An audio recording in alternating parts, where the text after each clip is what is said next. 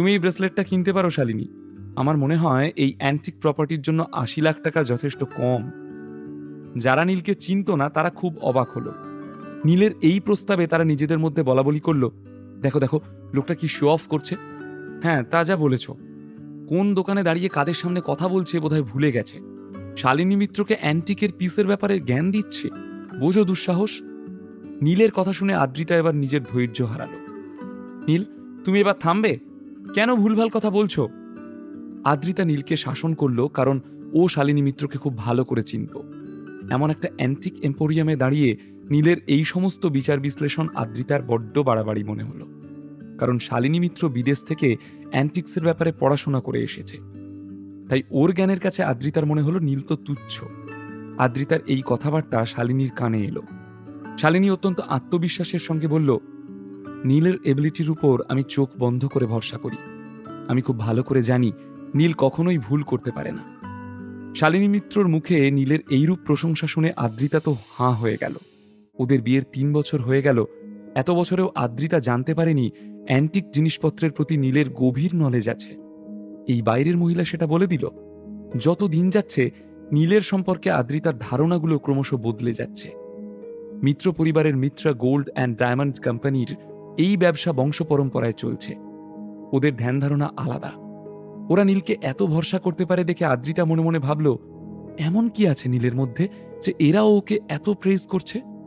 নীল ব্রেসলেটটা ঘুরিয়ে ঘুরিয়ে সবাইকে দেখাতে লাগলো আর বলল, এই পিসটা যথেষ্ট পুরনো, আর অবশ্যই এটা দামি আর রেয়ার একটা অ্যান্টিক পিস। যদিও দেখে মনে হচ্ছে ছোট ছোট হিরে দিয়ে পাতলা একটা আস্তরণ তৈরি করা হয়েছে মাত্র, তবুও এটার একটা বিশেষত্ব আছে। যেমন মানুষের মধ্যে ২ ধরনের সত্তা আছে, নারী এবং পুরুষ, ঠিক তেমনই এই ব্রেসলেটটারও ২টো আলাদা পিস আছে। এটা সেই জোড়া ব্রেসলেটের একটা। রাজারাজরার আমলের কোনো অভিজ্ঞ কারিগর বানিয়েছিল এটাকে। অবশ্যই কোনো ইম্পর্টেন্ট ইন্ডিভিজুয়ালের জন্য স্পেশাল অর্ডার দিয়ে বানানো। নীল দোকানে পায়চারি করতে করতে বিশদে ব্রেসলেটটার ব্যাপারে সবাইকে এক্সপ্লেন করতে লাগলো। কম বয়সী ছেলেটিও খুব মনোযোগ সহকারে নীলের কথাগুলো শুনছিল। ওকে দেখে মনে হলো এত কিছু বোধহয় ও নিজেও জানত না।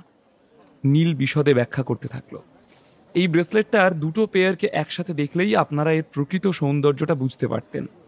আর আমার মনে হয় এই জোড়া ব্রেসলেটের দাম কোটি টাকার কম নয়। এর সৌন্দর্য এতটাই ব্যতিক্রমী যে যে কেউ এর সৌন্দর্যে মোহিত হয়ে যাবে। তবে দুর্ভাগ্যক্রমে আমাদের কাছে একটাই ব্রেসলেট আছে।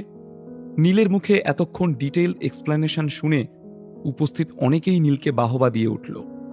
কয়েকজন জোরে জোরে হাততালি দিল, আর যারা নীলের ক্ষমতাকে খাটো করছিল তারা বোবা হয়ে রইল। আদ্রিতা এবার বুঝতে পারল শালিনী মিত্র কেন নীলকে এত ভরসা করে। নীলের ওয়াইফ হিসেবে আদ্রিতারও যেন গর্ব হলো। মুগ্ধ দৃষ্টিতে নীলের দিকে তাকিয়ে রইল আদ্রিতা। আজ কেন জানি না হঠাৎ ওর মনে হলো এতদিনেও ও নীলকে এতটুকুও চিনে উঠতে পারেনি। ঠিক আছে, তাহলে ওর অ্যাকাউন্টে ৮০ লাখ টাকা ট্রান্সফার করে দিন। শালিনী মিত্র ওর ক্যাশিয়ারকে অর্ডার করল। ক্যাশিয়ার সঙ্গে সঙ্গে টাকাটা ট্রান্সফার করে দিল ছেলেটার অ্যাকাউন্টে। ইতিমধ্যে ছেলেটি হঠাৎ শালিনীকে বলে উঠল, আপনি ভুল করছেন ম্যাডাম। আপনাকে কে বলল যে এই ব্রেসলেটটার দাম ৮০ লাখ টাকা? এটা তো আমি ওই দামে আর বেচবো না। আপনাকে এখন ২ কোটি টাকা দিতে হবে। আরে, এসব কি বলছো? তোমাকে এইমাত্র ৮০ লাখ টাকা অলরেডি ট্রান্সফার করে দিলাম, আর তুমি তো ব্রেসলেটটা প্রথম দেখিয়ে আমাকে এই প্রাইস বলেছিলে। এখন কথার খেলাপ করছো কেন? আপনি শোনেননি ম্যাডাম, এই দাদা এখনই কি বলল? ২টো ব্রেসলেট একসঙ্গে থাকলে কয়েক কোটি টাকাও কম পড়তো। তাহলে এই ব্রেসলেটটার দাম তো কম করে ২ কোটি টাকা হওয়া উচিত, তাই না? এখন তাই আপনাকে এই টাকা দিতেই হবে, না হলে ব্রেসলেটটা পাবেন না। এই বলেই ছেলেটি নীলের হাত থেকে ব্রেসলেটটা প্রায় ছিনিয়ে নিল। উপস্থিত সকলেই ছেলেটির এই নতুন আবদার শুনে রেগে গেল। কম বেশি সবাই প্রায় চিৎকার করে ছেলেটিকে নানা কটু কথা বলতে লাগলো। ছি ছি, কি লোভী ছেলে দেখো, এ তো দিনে দুপুরে ডাকাতি মশাই। না না, আমি বুঝতে পারছি না, তুমি তো প্রথম ব্রেসলেটটা দেখিয়ে আমাকে একটা দাম বলেছিলে, তারপর নীলের এক্সপ্লেনেশন যেই শুনলে অমনি এক কথায় ২ কোটি হয়ে গেল। এটা তো অন্যায়। তুমি এক কাজ করো, আমার এই ব্রেসলেটটা আর চাই না। তুমি আমায় ৮০ লাখ টাকাটা ফেরত দাও, আর প্লিজ এখান থেকে চলে যাও। শালিনী মিত্র অত্যন্ত বিরক্ত হয়ে ছেলেটিকে কথাগুলো বলল। ছেলেটির ঠোঁটের কোণে একটা তীক্ষ্ণ হাসি ফুটে উঠল। ওকে দেখেই বোঝা যাচ্ছিল ওর নতুন কোনো প্ল্যান করছে। ঠান্ডা মাথায় ধীর স্থির হয়ে সে বলল, ম্যাডাম, আমি বিজনেস করার সময় একটা রুল সব সময় ফলো করি। কেউ টাকা দিয়ে দিলে সেই টাকা আমি তো ফেরত দিই না। এটা আমার বিজনেস, আর এটাই আমার রুল।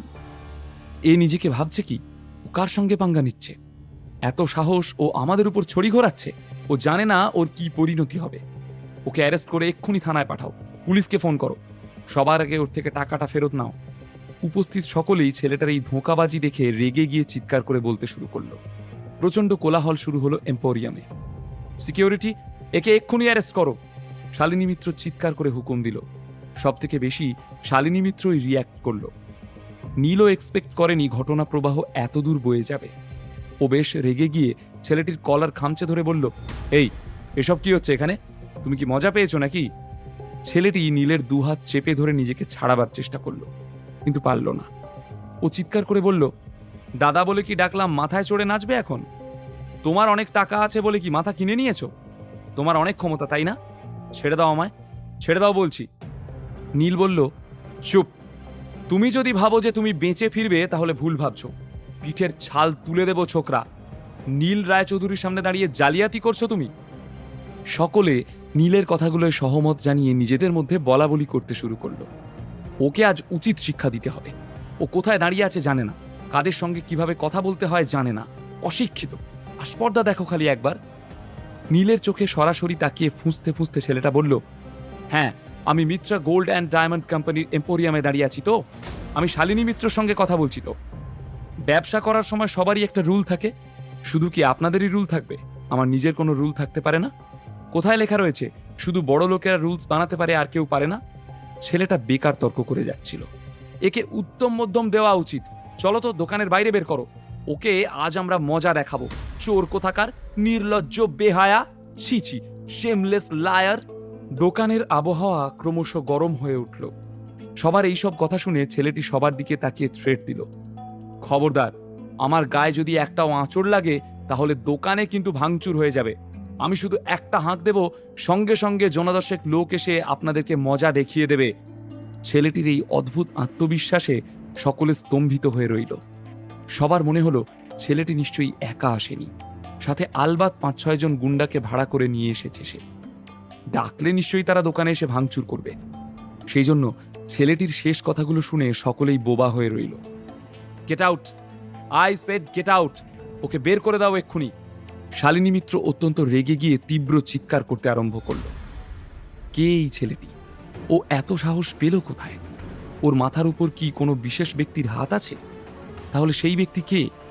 ও কি মিত্র পরিবারের কোনো গোপন শত্রু? নীল কি এখানে থেকে এই সমস্যার সমাধান করতে পারবে?